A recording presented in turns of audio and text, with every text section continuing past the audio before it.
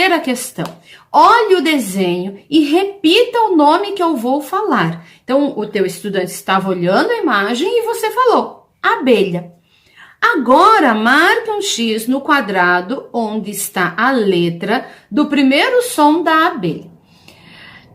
Para essa questão, o meu estudante já deveria estar identificando, né, o primeiro som desse desenho. E ali ele deveria ter marcado, né, a alternativa C. Olhem a imagem, então, agora que eu estou mostrando. Essa questão avaliou os primeiros conhecimentos do estudante com relação à representação do som. Quando o estudante consegue identificar o som inicial de uma imagem e consegue associar tal som a uma letra, nós temos uma etapa muito importante do processo de alfabetização sendo alcançada. Então, se ele acertou e se ele consegue fazer isso, nós começamos a ter a formalização da relação fonema-grafema. Então, se ele conseguiu sozinho, sem o teu incentivo ali, ele conseguiu pensar na abelha, pensar no primeiro som e representar esse som, encontrando a letra que o representa, nós demos um passo muito grande com esse estudante, muito grande. Vocês vejam, quando eu coloco ali o A entre barras, esse é o fonema, tá? E ao lado é a letra que representa esse fonema. Então, se o meu estudante conseguiu fazer a representação do som que ele ouviu e encontrou a letra, o passo é extremamente considerável e é um alívio. Vou dizer para vocês, é um alívio.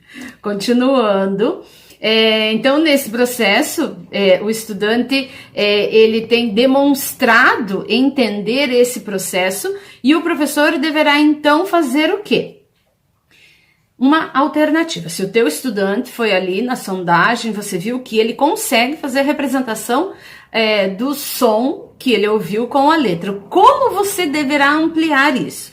Você deverá trabalhar com o ditado de representação, onde você, professora, apresenta um som, um fonema, né? E o estudante deve escrever o grafema, ou seja, a letra que o representa. Você vai lá e faz os sons do fonema, os fonemas que você conhece, né? Os mais fáceis, os das vogais orais, os da vogal nasal, os fonemas mais fáceis, aqueles mais prolongados, e o teu estudante deve ouvir e colocar no papel. Isso você pode fazer várias vezes, porque se ele consegue fazer isso, gente, é porque ele já entendeu, tá? Ele já entendeu. Então, aqui, por exemplo, ali, eu vou ali e faço... E ele coloca lá no papel qual é a letra que representa esse som. Ou você vai lá e faz assim, A, ou então vai lá, U, ou então vai lá e faz... ou faz... o som apenas, tá? Você não está falando o nome da letra. Você está falando, você vai dizer para ele que você está fazendo um som e ele vai colocar esse som no papel em forma de letra. Ele está representando. Vejam, primeira questão falava de representação. Segunda questão falava em letra. Letra, nós estávamos falando de letra. Agora eu já dou um passo à frente com relação a isso. Essa representação do som que ele escuta com a letra que ele irá escrever, certo?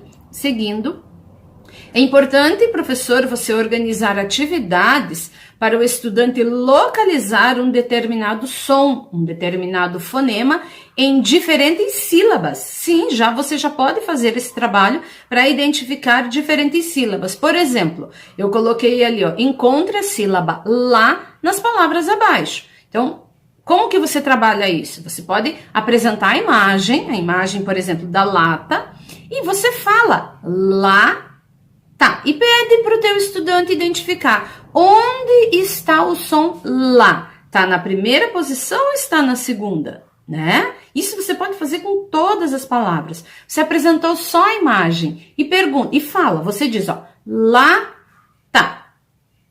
palavra tem o som lá, ele vai te dizer se tem ou não tem. Gente, é só aqui. Eu não usei escrita ainda.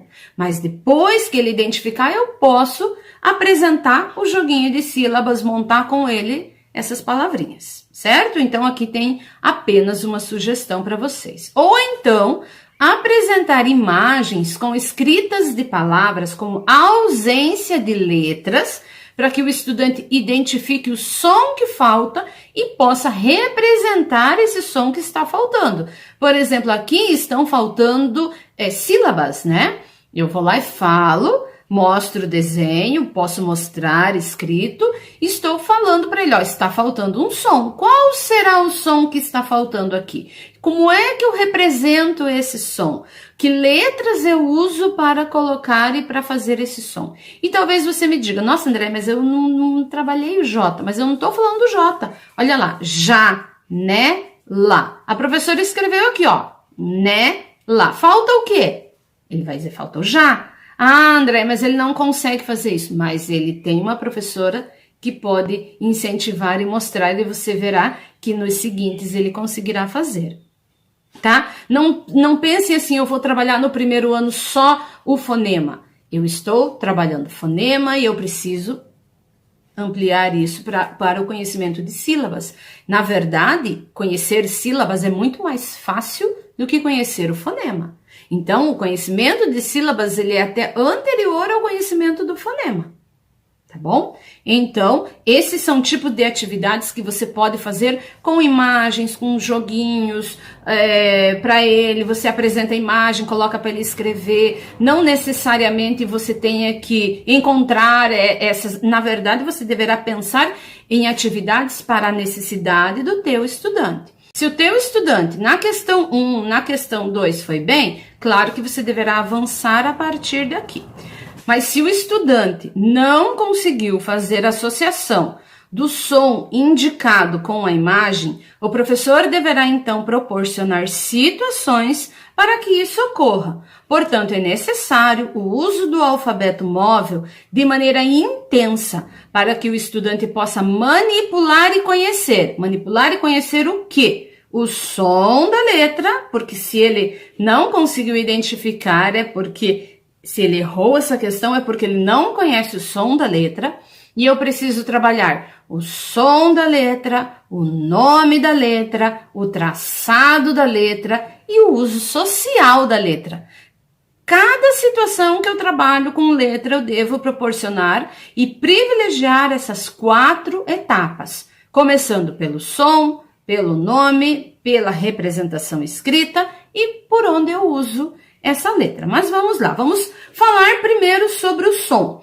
Meu estudante não conhece os sons. Eu indico o trabalho com esse clipe. Esse clipe das letras falam, eu sempre vou indicar ele. Há outras alternativas, mas eu indico. Por que eu indico agora nesse momento? Porque você estará de máscara, porque ele estará de máscara. Vai ser bem complicado essa questão do aluno olhar na tua boca para poder representar, ou ele, você vê. Não, mostre, use os recursos tecnológicos que nós temos para esse momento. Então, ó, para o trabalho com o som das letras, é necessário, nesse período de pandemia, o uso dos recursos tecnológicos disponíveis. Clipes, vídeos, áudios, entre outros. Você vai tirar a tua máscara? Não, você não pode, até porque não é para fazer isso.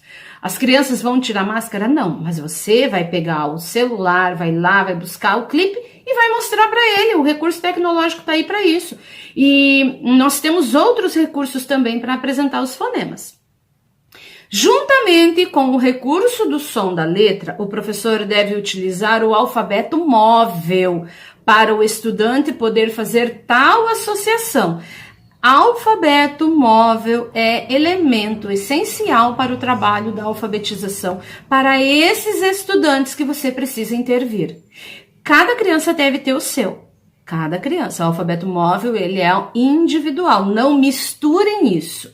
Então, associar o som com a letra, isso tem que casar aqui com o alfabeto móvel, tá? Certo? Então, não esqueçam disso.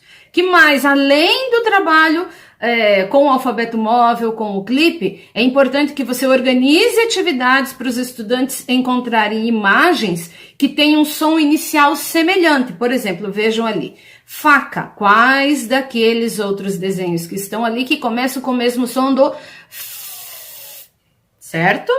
Ali, organizar atividades para os estudantes encontrarem imagens que começam com o som inicial da letra. Então, olha lá, eu apresentei a letra e aí eu pergunto, qual é o som dessa letra? A. Então, quais são os desenhos ali que também começam com A, certo? Continuando. O trabalho com o nome da letra. Não adianta, professora, você trabalhar a letra e você só trabalhar o som. Ou você trabalhar a letra e só ensinar o nome da letra. Você tem que trabalhar o som e o nome. Olhe bem. Ensinar o estudante a identificar letras do alfabeto não apenas pelo som, mas também pelo nome é algo essencial.